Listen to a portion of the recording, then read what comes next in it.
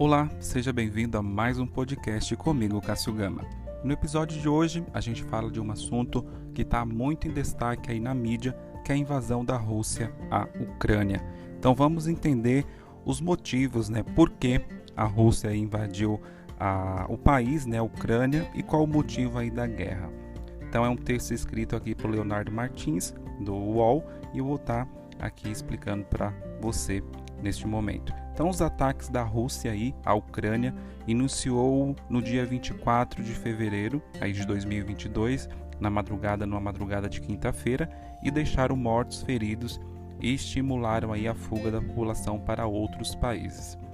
Outros países da Europa e os Estados Unidos, anunciaram aí mais sanções à Rússia, e a tensão aí aumentou ao longo do dia no mundo. Então, nessa gravação do podcast já passa aí 20 dias, mais ou menos 20 dias que aconteceu, e já houve outros estragos, que a gente já está acompanhando na mídia. Já houve outros estragos maiores aí de morte de pessoas, de militares, fuga, de pessoas para outros lugares ali próximo. Então, desde novembro do ano passado, a comunidade internacional aí debate as ameaças de invasão russa na Ucrânia, em uma discussão aí que envolve herança histórica e cultura, e lembra aí conflitos da época da Guerra Fria. Hoje, pontos não resolvidos foram usados como justificativa para o ataque militar. Então aí o ponto central para o ataque seria o sentimento de estar cercado do presidente russo Vladimir Putin, conforme aí explica Andrei Trauman, professor de Relações Internacionais da Unicuritiba e doutor em História, Cultura e Poder da Universidade Federal do Pará. Então o problema, na visão de Putin, seria a expansão pelo Oriente da OTAN, que é a Organização do Tratado do Atlântico Norte, grupo criado aí em 1949, após a Segunda Guerra Mundial, para evitar o avanço da União Soviética ao Ocidente. Então, com capital em Moscou, a União Soviética aí foi um país que existiu entre 1922 e 1991. Foi criado aí após a Revolução Russa de 1917, quando Vladimir Lenin e o partido aí bolchevique derrubaram aí a monarquia russa e instalaram a URSS, que é a União das Repúblicas Socialistas Soviéticas.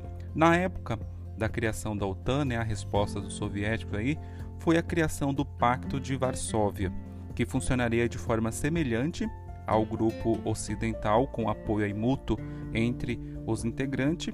Então, Polônia, Alemanha Oriental e Bulgária foram alguns dos países que participaram. Então, o Pacto de Varsóvia foi encerrado junto com a dissolução da União Soviética no fim de 1991. Então, a OTAN, que conta aí com os principais países do Ocidente, como Estados Unidos, Reino Unido, Alemanha e França, existe aí até hoje e filiou em partidos orientais próximo da Rússia. Ao longo da última década, a OTAN estava aí negociando a inserção da Ucrânia no grupo.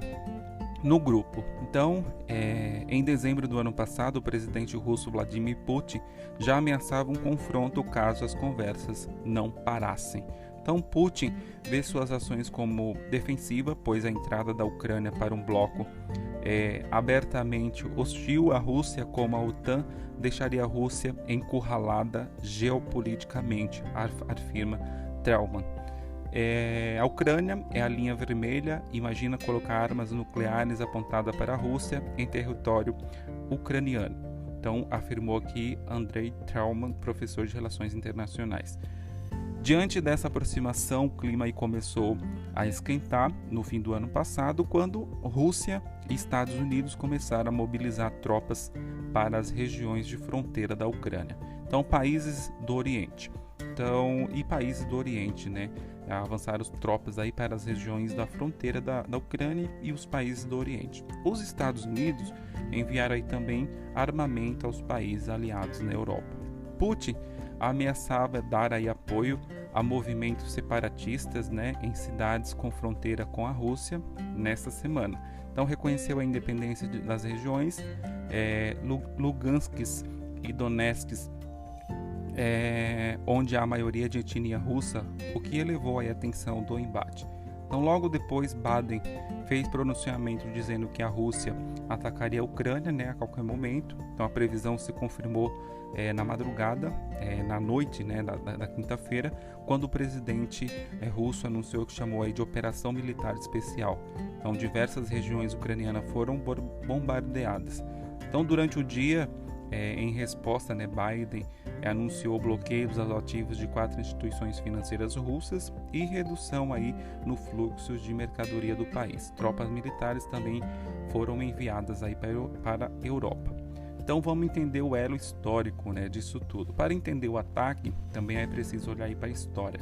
O envolvimento da Rússia com a Ucrânia vem aí do século IX, pois os dois países consideram ter aí um elo ancestral. Então a Rússia de Kiev, uma confederação de tribos eslavas do leste europeu. Kiev hoje também é capital da Ucrânia, né? Chegou a ser capital da Rússia.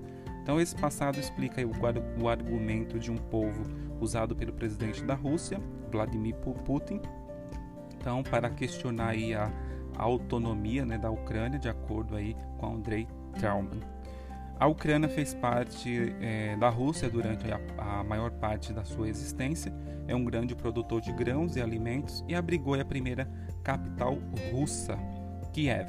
Então os laços são muito fortes, né? Os dois países têm aí uma relação muito longa e cultural, diz ele. Então boa parte das cidades ucranianas tem o russo aí como idioma principal, por exemplo.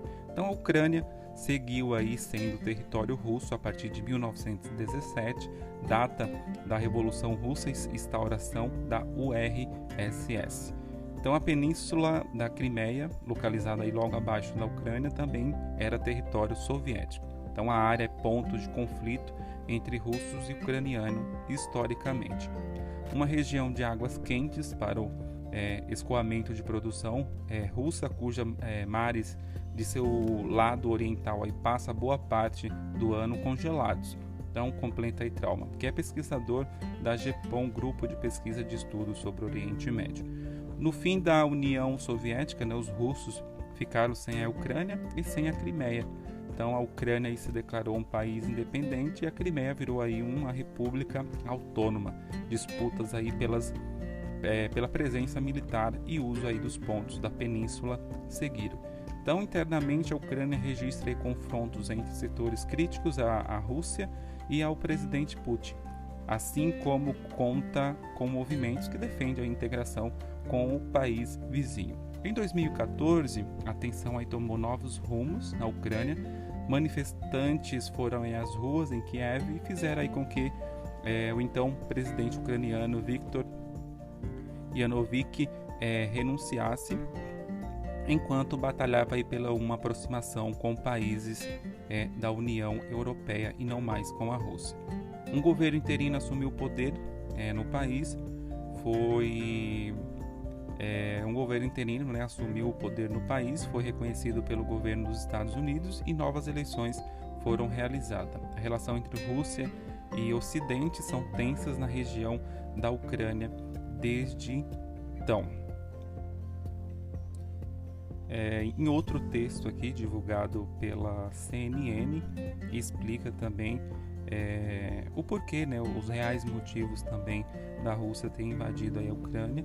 Então, em outras palavras, dentre as principais razões apontadas estão a expansão já dita aí da OTAN pelo leste europeu, a possibilidade de adesão, né, da Ucrânia à aliança militar e contestação aí do direito da Ucrânia à soberania. Independente aí da Rússia e o desejo de Vladimir Putin de estabelecer a zona de influência da União Soviética. Em resumo, o Putin ele quer dominar todo o território, né, como era antigamente, passando aí por cima da soberania da Ucrânia. Então, por um lado, a Rússia diz querer impedir, né, o que classifica de cerco a sua fronteira com possível adesão à Ucrânia à OTAN, aliança militar de 30 países que expandiu pelo leste europeu, incluiu aí hoje 14 países do ex-bloco comunista. Então, Putin acusa ainda sem provas, né, o governo ucraniano de genocídio contra ucranianos de origem étnica russa que vive aí na região separatista de Donetsk e Luhansk. Então ele alega que a invasão tenta desmilitarizar e desnazificar a Ucrânia, o que pode aí servir de justificativa para uma eventual deposição do atual governo ucraniano. Então, por outro lado, a Ucrânia e outros observadores vê na guerra uma tentativa, né, da Rússia de estabelecer uma zona de controle e influência da antiga União Soviética, algo visto aí como desrespeito, né, à soberania da Ucrânia, que deveria ter aí o direito de decidir seu destino e suas alianças. E agora, né, vamos entender como está hoje, né, a guerra entre Rússia e Ucrânia, né? Então, que partes da Ucrânia são aí controladas pela Rússia, né? Como está a guerra entre a Rússia e a Ucrânia? Então, a BBC News Brasil resume aqui um momento atual do conflito iniciado em 24 de fevereiro com a invasão da Ucrânia por tropas russas. Então, a guerra chegou aí ao seu 20º dia, nesta terça-feira, 15 de março de 2022, com relatos aí de bombardeios russos a áreas residenciais e ao metrô de Kiev, evacuação da cidade estratégica de Mariupol e com aí expectativas de retomada de negociação de paz que foram interrompidas no dia anterior. O último balanço de Moscou, né, estimava aí em quase 500 o número de soldados russos mortos, mas fontes de inteligência americana diz que algo entre 2.000 e 4.000 soldados russos morreram, né? Kiev afirma que morreram 1.300 soldados ucranianos. Aí a estimativa é de que só em Mariupol mais de 2.500 civis tinham sido mortos. Então a BBC não conseguiu verificar esses números de forma independente. Até agora a ONU estima que mais de 2.800.000 de ucranianos deixaram o país. Então mais de 4.000 pessoas deixaram a cidade sitiada de Mariupol na segunda-feira, dia 14 de março de 2022, e existe aí a expectativa de novas evacuações nesta terça. Então Mariupol é estratégica porque sua captura criativa um corredor entre os militares russos da região Donbas e Crimeia é ocupada em 2014 e daria aí a Moscou o controle da costa ucraniana no Mar Negro. Então até agora a Rússia já avançou sobre parcela significativa da Ucrânia próximas às fronteiras no nordeste, leste e sudeste da Ucrânia.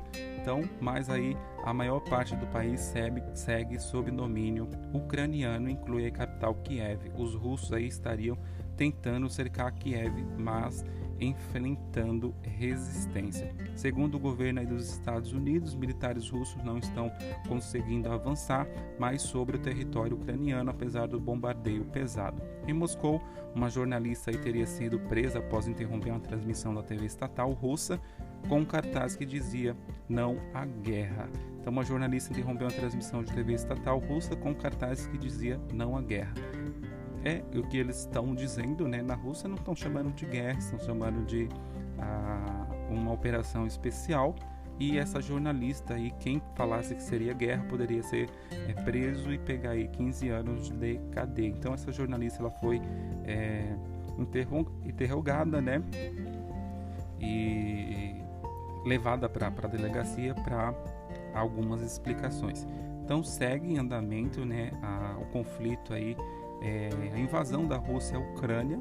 Então até o momento essas informações que a gente tem. Então se você gostou do episódio, não sabia o porquê dessa invasão aí da Rússia à Ucrânia, então compartilha, se você gostou, compartilha com seus amigos, não deixa de deixar sua opinião logo no final do podcast e deixar sua opinião lá nas minhas redes sociais, @CassioGamaOff ou no próprio página do podcast lá no @podcast Cássio. Só procurar lá que vai estar todos os episódios disponíveis de atualidades, carreiras e atualidades. Se você gostou, também vou deixar o link aqui de todas as matérias que eu peguei, se você quiser dar uma lida.